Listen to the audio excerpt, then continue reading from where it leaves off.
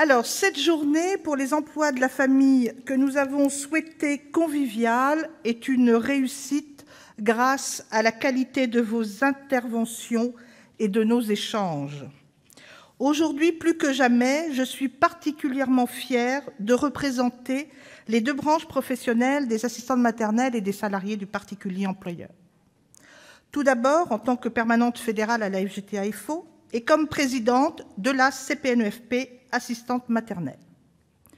Notre journée à Toulouse nous permet aujourd'hui de réunir deux merveilleux métiers que sont les gardes d'enfants et les assistantes maternelles. Fini les nourrices sur lieu ou les nourrices sur place. Bonjour aux assistantes maternelles et aux gardes d'enfants qui sont les métiers de demain, des métiers d'avenir. En tant que présidente de la CPNEFP ASMAT, je souhaite rappeler que notre rôle est une véritable valeur ajoutée aux questions liées à l'accueil de la petite enfance. Je m'attarderai bien sûr quelques minutes sur le métier d'assistante maternelle.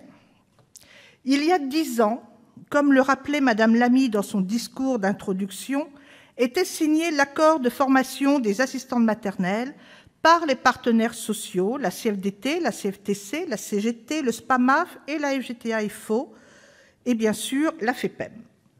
Ceci pour vous dire que nous sommes une branche dynamique et innovante, et peut-être aussi parfois dérangeante. On le voit, Madame est partie, elle m'a dit qu'elle me laissait libre parole, mais je l'aurais prise quand même. On le voit sur le rapport de Sylviane Giampino, qui a reçu certes une fois les partenaires sociaux, mais jamais la branche des assistants maternels. Et nous avons dû faire aussi du forcing pour que les partenaires sociaux soient entendus dans l'élaboration du guide à destination des maisons assistantes maternelles, puisque nous n'avons jamais été invités dans le groupe de travail, mais en dehors. Et partout, et pourtant, nous sommes bien représentatifs des salariés concernant ces branches d'activité et la FEPEM pour les employeurs. Qui aurait pu imaginer, il y a 11 ans, qu'une CCN, une Convention collective nationale de travail, apporterait des droits aux assistantes maternelles, comme la mensualisation, les congés payés, etc.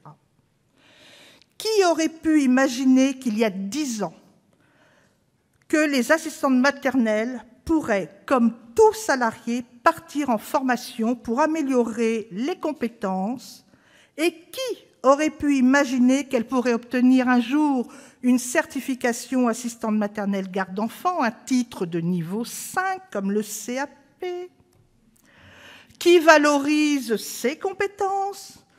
Qui aurait pu imaginer qu'une fois obtenue la certification, elle pourrait se spécialiser dans le handicap?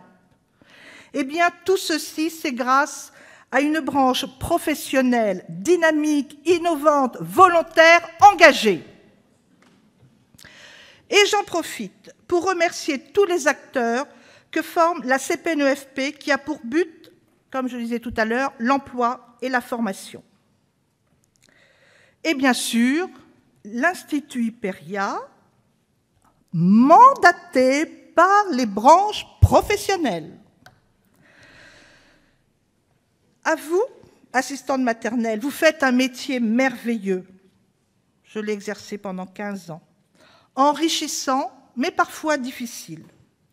J'espère que des matinées comme celle-ci vous conforteront dans la nécessité de vous former et d'engager les autres professionnels à le faire.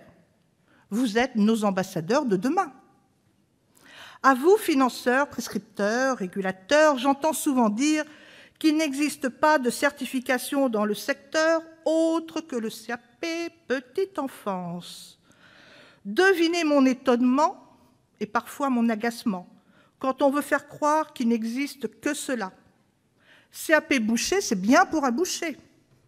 CAP coiffure, c'est bien pour une coiffeuse. CAP boulanger, c'est bien pour un boulanger. CAP petite enfance, depuis quand il y a un métier petite enfance? Je ne reviendrai pas sur les 120 heures, je pense que tout le monde a compris. La certification de niveau 5 a formé et a validé de nombreuses compétences des professionnels au métier et, je l'espère, en formera encore des milliers. Notre secteur souffre d'une reconnaissance. Faites-le connaître. Dites autour de vous que le métier, ce n'est plus des gardiennes d'enfants, mais des assistantes maternelles formées, certifiées, et que tout ceci est un gage de qualité pour les parents employeurs, mais aussi et surtout pour l'enfant. J'invite l'ensemble des représentants de collectivités, d'administrations, mais aussi l'État, à échanger avec nous, voir ce que nous portons et combien les bénéfices professionnels se font ressentir sur celles et ceux qui sont certifiés.